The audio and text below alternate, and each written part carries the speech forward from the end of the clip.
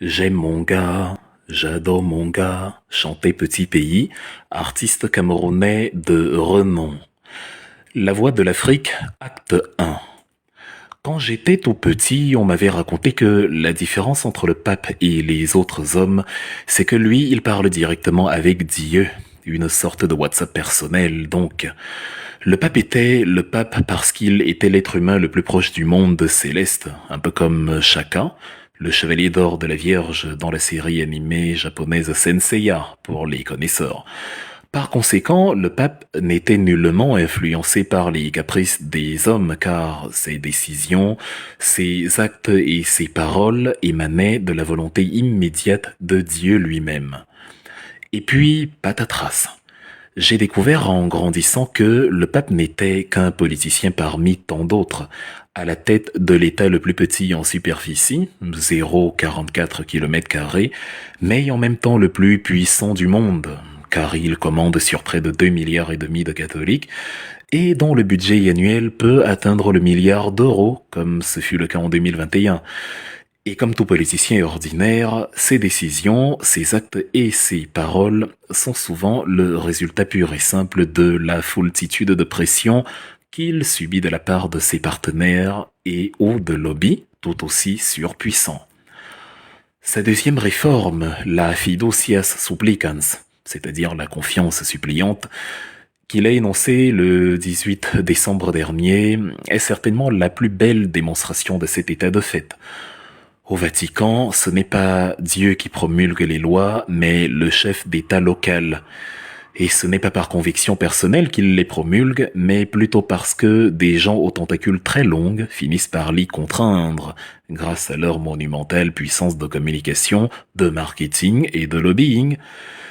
La plupart des pays africains rejettent la légalisation du mariage homosexuel, et c'est une chose que les Occidentaux ont du mal à digérer, car dans ces pays où nous sommes, le droit des homosexuels fait désormais partie des valeurs sociales défendues. Et si vous vous y opposez, c'est-à-dire si vous donnez simplement votre avis, un avis contraire, sans animosité aucune, vous vous exposez à une condamnation pour homophobie. Ainsi, après y avoir sans succès tenté l'approche politique, Obama en 2015 au Kenya, Macron et son ambassadeur LGBTQ+, Jean-Marc Berton au Cameroun en 2023, etc., les lobbies qui murmurent à l'oreille du pape ont trouvé le joker suprême susceptible d'augmenter leurs chances de réussite. Et ce joker, c'est la religion. En effet, vu la très grande réceptivité des Africains sur les questions religieuses, et vu que 99% des subsahariens catholiques sont encore convaincus aujourd'hui en 2024 que ce pape blanc évidemment et Dieu blanc évidemment sont de très bons copains qui regardent le foot ensemble chaque soir, les forces sournoises à l'oreille de la sainteté, le pape et de la fameuse déclaration Fiducia Supplicans, se sont convaincus que si c'est le pape en personne qui demande aux Africains de bénir les couples homosexuels, qui plus est hors liturgie, la pilule ou la salive pourrait passer plus facilement. Et ce qui devait arriver y arriva. Après une première amorce il y a 10 ans, juillet 2013, où le pape répondait déjà aux journalistes présents dans son avion de retour du Brésil, je cite, « Si un couple gay décide de chercher le Seigneur, qui suis-je pour les juger? Nous voici donc à l'étape plus élaborée de la bénédiction hors liturgie, à l'attention de tous les chefs religieux catholiques du monde, et donc d'Afrique. On peut dès lors sereinement envisager que, dans 10 ans, l'on sera encore passé à un palier supérieur. Et qui sait, à terme, dans 20 ou 30 ans donc, le mariage homosexuel à l'église sera devenu une évidence à l'échelle mondiale. C'est ce qu'on appelle le crescendo, ou encore la montée en tension, pour ceux qui s'intéressent un tant soit peu à la littérature et à l'écriture. Il s'agit donc de trouver son chemin, c'est-à-dire you have to find your own way, d'où le thème de ce petit podcast. Voilà, parce que, justement, mais pour les Africains, la véritable question est où est votre voix, V-O-U-X, et quelle est votre voix, V-O-I-E, face à tout ça? Car jadis, Rome vous a présenté la Bible en vous ordonnant d'éviter les relations homosexuelles parce qu'elles seraient une infamie aux yeux du Seigneur. Les premiers prêtres blancs vous avaient présenté le passage du troisième livre de la Bible, le Lévitique, au verset 13 du chapitre 20, qui vous disait clairement, si un homme couche avec un homme comme on couche avec une femme, ils ont tous les deux fait une chose abominable, et donc ils seront punis de mort, leur sang retombera sur eux. Or, aujourd'hui, cette même Rome revient vous expliquer que ce n'est pas un problème et qu'en fin de compte, Dieu aime tout le monde et pardonne tout. Rome qui vous a raconté donc l'histoire de Gomorrhe et de Sodome, d'où le terme sodomie tire d'ailleurs sa racine, vous informe soudain que Dieu a changé d'avis. Qu'allez-vous faire? Car si vous refusez, comme on a pu le voir chez la quasi-totalité des évêques et prélats du continent africain, si vous refusez, cela signifie que vous admettez que les notes pontificales ne viennent pas de Dieu, parce que, par définition, la volonté de Dieu ne se conteste pas. Dans le Notre Père, vous dites bien que ta volonté soit faite sur la terre comme au ciel. Et donc, vous n'avez plus aucune raison de considérer Rome comme le centre du monde. Par contre, si vous accomplissez la volonté du pape et des lobbies tapis dans l'ombre, alors vous admettez que vous êtes le marchepied du monde entier et que ce sont toujours les autres qui décident de ce qui est bien ou non pour vous.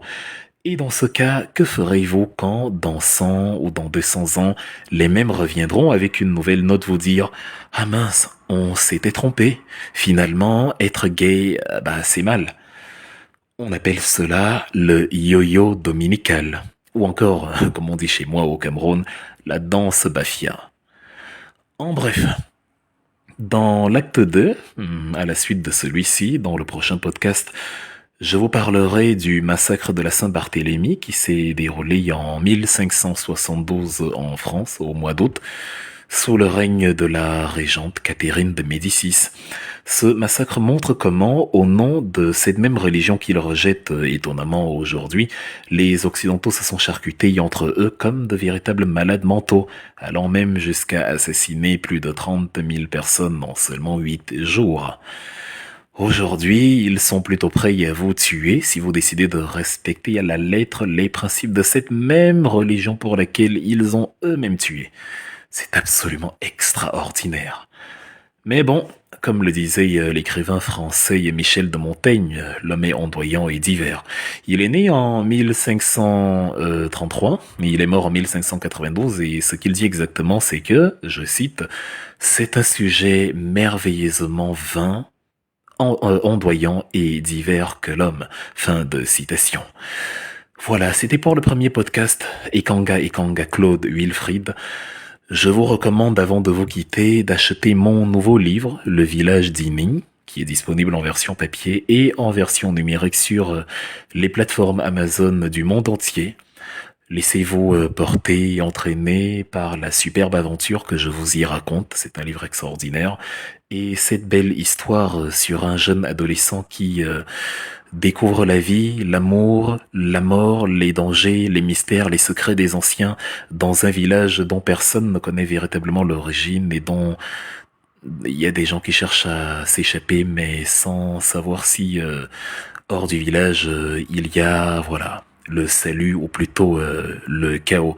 Bref, une histoire d'aventure mystérieuse, une histoire d'énigmes absolument fascinante, pleine de rebondissements. Donc cette belle histoire-là vous permettra de vous évader, de voyager un peu pendant un court instant et de vous échapper de cette époque absolument rocambolesque dans laquelle nous vivons.